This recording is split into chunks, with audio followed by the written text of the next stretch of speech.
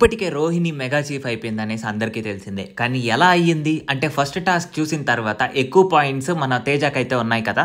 మరి తేజ అవ్వకుండా ఇంకా స్ట్రాంగ్ ప్లేయర్‌గా ఉన్న మన పృథ్వీ అవ్వకుండా ఎవరు అవ్వకుండా రోహిణి ఎలా మెగా చీఫ్ అయిందని అనుకుంటున్నారా? ఏం లేదండి 4 టాస్క్‌లు అయితే పెట్టారు మెగా చీఫ్‌కి. అందులో రెండో టాస్క్ ఈ ఆటో టాస్క్ అనమాట. ఇది చాలా సింపుల్ టాస్క్ అనమాట. సో నార్మల్‌గా ఆటోలో అందరూ ఎవరైతే 5 మంది కంటెండర్స్ ఉన్నారో వాళ్ళందరూ లోపలికెళ్ళి కూర్చోవాల్సి ఉంటది. కూర్చున్న తర్వాత ఒకరి తర్వాత ఒకరు తోసుకుంటూ ఉంటారు. దీనికి నబీల్ అయితే సంచాలక్‌గా అయితే చేశారు. చాలా చక్కగా చేశారనే చెప్పుకోవాలి. ఇంకోటి ఏంటంటే వీళ్ళందరూ ఇక్కడ రియల్ గేమ్ అనేది బయటపడతదనమాట. ఎవరికి సపోర్ట్ చేస్తున్నారు, ఎవరికి సపోర్ట్ చెయ్యట్లేదు అని చెప్పనేసి.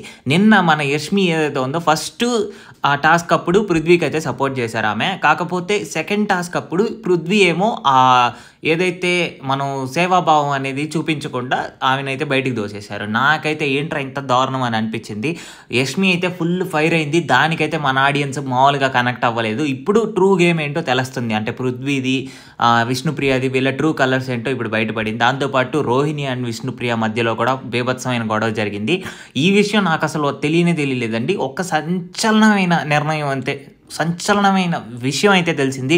అదేంటంటే మన విష్ణుప్రియ ఫస్ట్ నిఖిల్కి ట్రై చేసిందంట. నిఖిల్తో వర్కౌట్ అవ్వకపోయేసరికి నెక్స్ట్ పృథ్వీకి అయితే ట్రై చేసిందంట. ఇంత పెద్ద రియాలిటీ ప్లాట్ఫామ్లో ఈ విధంగా చెప్పే అంత ధైర్యం ఉండడం చాలా గ్రేట్ అనే చెప్పుకోవాలి.